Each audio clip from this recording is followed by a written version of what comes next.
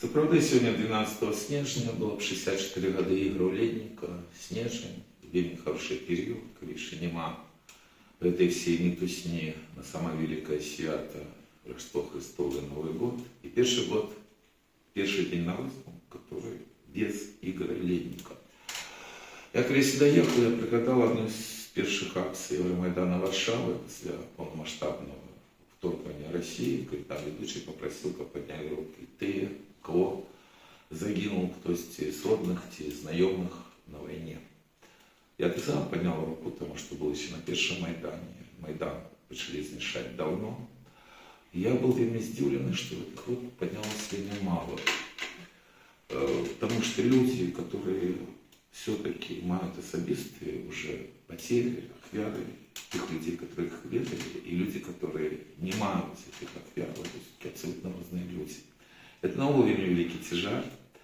Тяжко было и в Беларуси, потому что практически всех, кто был в СМИ з ліку белорусской оппозиции, журналистов, забитых Лукашенковской банкой, ведал. Также тяжко, коли мы кажем про політв'язнів. Гэта і Вітольд Ташурак, гэта, про якого, я сподіваюся, скаже Ольга Буковська, його сібровка і поплічниця. Гэта Олесь Пушкін, який був цілою епохою. Гэта і Микола Климович, самый вельми трагічний лёс белорусской оппозиции на регионах. Вот, натурально это Игорь Ледник. Я прошлым разом размовлял как раз напередодні 24 лютого 22 года. Я уже в той период не звонил никому в Беларусь, он потелефоновал. И в принципе я уже вирішив, раз он телефонует, бо люди не розуміли, що в Беларусі відбувається. То я кажу, ну що ти робиш в Беларусі? Прикладно треба виїжджати оттуда. Але ж Ігор був таким фанатом Будапештського меморандуму, був ще опошній пленум в Менску партии, в которую он опошним часом вступил. Ему вельми важно было, когда пробежала тему Будапештского меморандума, про который белорусы забыли. И вот так склалось, его чекали уже в Киеве, почалась война, в Киеве уже белорусов никто не чекал. И абсолютно свідомо его забили в турме, потому что ни его, ни інших тоже не было помочь. Просто негде было, как люди находятся с невольными, потому что они инвалиды. С Игорем я познакомился зимой 2006-2007 года, как с Олесем Макаровым познакомил. И он, еще в тот момент, был больше такая не белорусская интеллигенция, а я называю минская интеллигенция, не говорит, что он с Борисовым.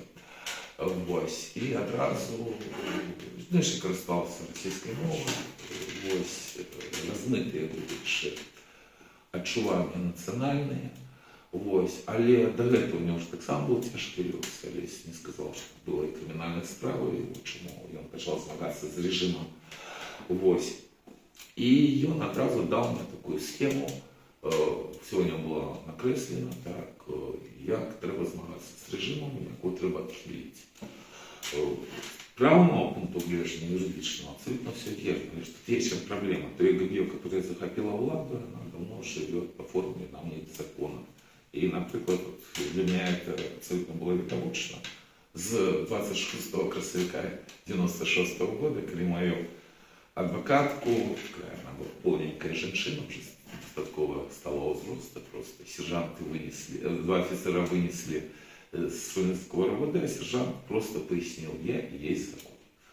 Вот. Я спробовал Игорю это растлумачить, он не до конца это разумел, но самое главное риса белорусов это упартость.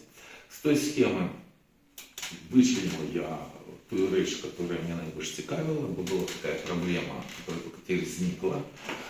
Беларусь была одной европейской краиной, где громадяне имели право звертаться в суд Страсбурге. Это связано было с европейской бюрократией. Для этого треба было ввести Беларусь в Совет Европы. И самое страшное, что навод Лукашенковскую Беларусь в этих европейских структурах заменяла Россия. Россия была адвокатом Беларуси, повний маркс був. Тому ми розпочали рух солідарності разом з Конституційною радою інтелектуальної компанії «Білорусь Совет Європи». Як не дивно, більше 10 тисяч білоруських громадян передали в німецьку амбасаду в Німеччину. Крышку на нас озлобилась оппозиция, не знаю чему, потому что началось вырішить, что мы легализуем режим, хотя Москва это значительно больше, чем Лукашенковская банка. Ось, я ж натурально, ніякого користі особливо від цього не було, бо це було все время жорстко заблоковано. І білоруси як були безправні, так і зостались безправні. І він справді, Ігор, був вельми серйозним правооборонцем, вельми серйозно до цього все ставився. Называл уже аллеи справы и Бачурные, и Дворчанины, Дворянины, это вельми серьезно, такие справы, чому, тому що вельми шмат підтримальнику, вони були з номенклатури. І давним-давно, так, лукашисти, грубо кажучи, своїх сажають, возникають шкурні інтереси.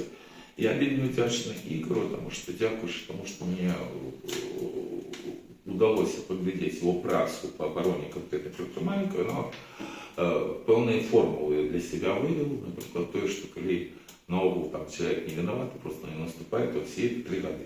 Все его отпускают, на такие размовы шло про те часы, что такое травоядные. Уразил меня объем работы, который проводил Игорь, уразила великая колькость грошей, которые тратились на адвокатов по этих справах, громадные гроши, а привычно, что за часы Лукашенко таких справ были десятки тысяч, вот так это грошей хапило бы запасом до побудови вольної Білорусі, аж кожен вибирав сам по себе ігри, спробував этому супротивстоять. Але знов-таки сказав, він робив сайт «Наша Білорусь», АО «Білорусь». І мені цікаво, що коли на початку у нього був певний гамбл такий со мною, що типу, я ж підтримую там націоналізм. Он различил, чем решил, что моя деятельность это просто националист. Так вот, ты типа, тут подтримай.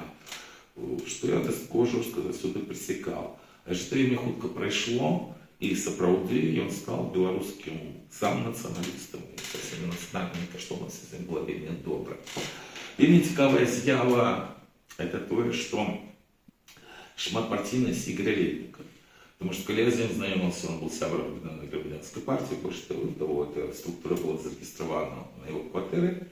Але ж, знову-таки, Олесь Макаев казав, чим проблема была зворотов в прокуратуру Игоря Летника и всех інших. Все это было вельми хорошо до того момента, пока Сашка про это не доведался. Когда бы он доведался, то я думаю, что сидели бы значно, по Лукашенко особисто ведаю. Вот, всі інші структури, насамрэч, другасні, частково там мала законність, певне заховується. А так, на вельми тоненько вони їх проскочили, бо дастково масові були звороти в прокуратурі. Зараз вони вельми каштовні, бо гэты звороты Игоря Летника весь час подкрестивали, что громадянин Александр Лукашенко не имеет никакого права так, называть себя президентом, это просто такой план. Чому це послідовно, під час кожного вищого фарсу. Так само вельми серйозне рішення він займався в Україні. Я вже казав, що для нього правні речі вони були абсолютно серйозні. Пробачте, я не такий по партії. Ну, знову-таки, під час одного з вищих фарсів керівництво ГП відмовилось підписуватися в прокуратуру, побоялись просто, їх розуміють, так. І тоді Ігор перейшов в партію соціал-демократичного народної громади Микола Статкевич. Вот. Уже в 2010 году он оттуда вышел, причем я навод не отдал Миколе 200 подписей, которые собрал Борис из-за него, и Николай Викторович от меня просил как-то разуветь это питание, у меня ничего не отрывалось, причем я Статкевич одразу как сказал, я никому не дал. Вот. Статкевич сказал просто, что я сгоден подписать все, что за угодно, нормально и правильно, только после регистрации. Неправильно, треба был зарегистрирован. И даже президент. Игорь ни на какие компромиссы не шел, так, раз не подписал одразу, то все. Такая вот типовая белорусская партия. Вот после этого он как раз и стал в просторный период сябром зарегистрирован в демократичной партии и забили его как раз, когда он был уже сябром в СДП, который был ранее зарегистрирован. И он был одразу в руки солидарности разом раз предпринимальников. Вот. Так само был не один раз такой вариант, что он выносил на этот Будапештский меморандум на суд на руку солидарности разом. Нам удалось утримать его на позиции сябрствуем руку солидарности разом. В чим проблема этого Будапештского меморандума? Я, например, особисто судом разумела ще в 1996 году, что это такое, что это просто здрада Захода Белоруссии, союзные державы и іншие речи. А лишь я судом разумела, что такое реал политика, что будет далее. Ось. Але какая была еще моцная рыса у Игоря? Так, по разным что он умел працаваць с документами, и он был зайздросны, что вельмі шмат людей, просто вельмі важно, кто написал, где подпись стоит. У Игоря близко этого не было. Для его самое главное была идея, которую он родил тому. Во всяком разе по документам с ним заўсёды не было никаких проблем, заўсёды можно было договориться. У нас много людей, которые любят некие глупости писать, а постоянно размахиваться. Игорь был не с таким, для его была самая главная страна. И вот я уже обозначил про Киев, знотки трагичная для всех Беларуси рэч. Игорь был наняты падчас апошняй президентской кампании в Украине, которая имела катастрофичный характер для украинской нации. Вот, в зв'язку з тим, що він вже був відомий, бо крім всього іншого, і тут не згадали, що він був відомий експертом по сходному партнерству і читав доклади, наприклад, разом з Олесем Біляцьким і іншим людям, які відомі на Заході. Тут ще така риса, у Ігоря тільки один син, наскільки я ведаю, лише як більшість людей нашого покоління, не весь то, що він був розводен, він вельми любив і імкнувся приписати мені якісь там досягнення. Ну, на мой погляд. И вот как раз... Нравился высоединением музыка ему был. Да, вот это самое. И вот, например, его электронные документы, вот, все вот эти электронные речи, как раз подтолкнул его до этого его сын, все вот эти речевые технологии, которые имеют плюсы и минусы.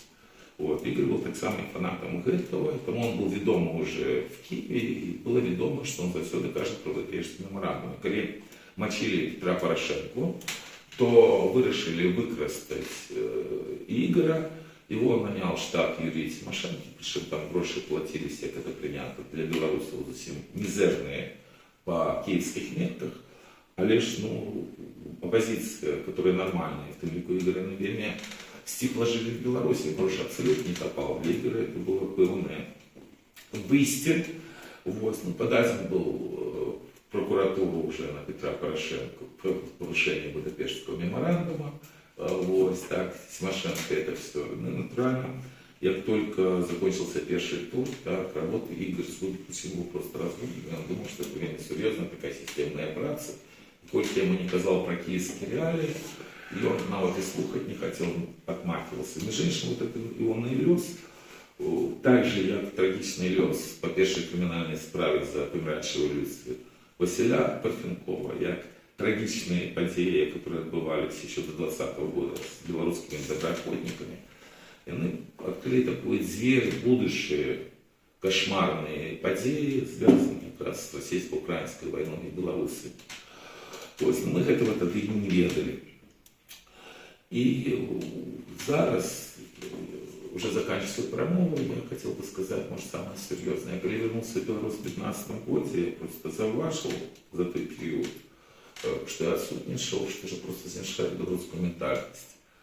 Это проявляется в разных речах, в том лику тем, что, например, законность, право для белорусов завсёды было важно. Это связано и с историей нашей, и со статутами, шмат такими речами. Вот это все зараз знішається под корень, як у всего людства, як по іншим во всем свете знішається средний класс, так же индивидуальные предприниматели Беларуси, которые все-таки у нас не за кошт и оппозиции дотерпели до 2016 года, вот, навод довжей, чем в краинах, например, Захода, вот, ликвидация среднего класса везде повсюду так. Так вот, обезлюдивание, оно отбывается сквозь серьезно, в том лику в Беларуси уже бачно змагається з ментальністю. Я к чему этого? Потому что 20 студеня буде перша годовина, як забили Ігоря, так. І це дозволяє провести хоча б нормальну нейку вечерину, поспробувати зробити, щоб це був день пам'яті Ігоря, в вигляді дня, зв'язаних з правом. Потому что основное, что робил режим Александра Лукашенко, это беззаконный режим, который отсюда сделался справа. Так раз Игорь Ледник был оборонцем традиционного права, тому у него оказался такой лес, что его забили в лукашенковской тюрьме.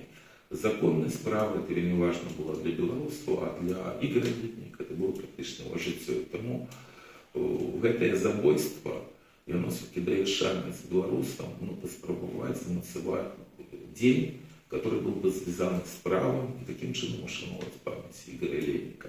А це треба робити обов'язково, бо коли його забили, я збирав людей в Варшаві, і в СМИ весь час йшла інформація от людей, которые чомусь першу свою фразу починали «Ігоря Лєдніка я не ведав», хочу сказати.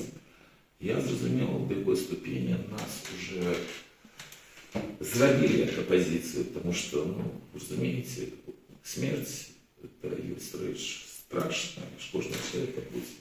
И мне без оппозиции приходилось выступать, я не любил, когда уже было некое похование, а лишь я не уявляю, как в таком формате, в неком белорусском мероприемстве могло звучать такие речи. Треба не забывать белорусам для будущего, бо память белорусских політв'язнів, забитих в лукашенковских тюрмах, вона, може бути, уратує білорусів від знищення. Бо не треба мати ілюзій. Білорусів, як і многі народи, тепер просто знищають. І чим далі відбуваються події, так, тим, на великий жаль, менше часу залишається у білоруської нації, яка буде рятуватися. Я вельми вдячний, що Ольга Буковська прийшла, тому що хотя бы то, что отбываются вечерины в Варшаве памяти Витольда Ашурка, что они людские, так само хоть дробный крок по разбурению вот той страшной ГБшной машины, якую накинули на наш белорусский народ. Бо людей в некую мозаику перетворяются. И вельми тяжко вертаться до нормальности. Вот Игорь Лєднік всем нам дает шанс не забывать, что и в Беларуси есть право. И это не только 3 статута Великого княжества Литовского, это не только уставные грамоты БНР, это житье нашего соучастника, который, может быть, и занадто упарто, и занадто принципово, а весь час пробывал вот этой бесправной краине, которую захопила Габион, все-таки сказать про право. Не просто про право, а про белорусское право и про те международные погоднения, по яких обязаны перед Беларусью. Светлой памяти.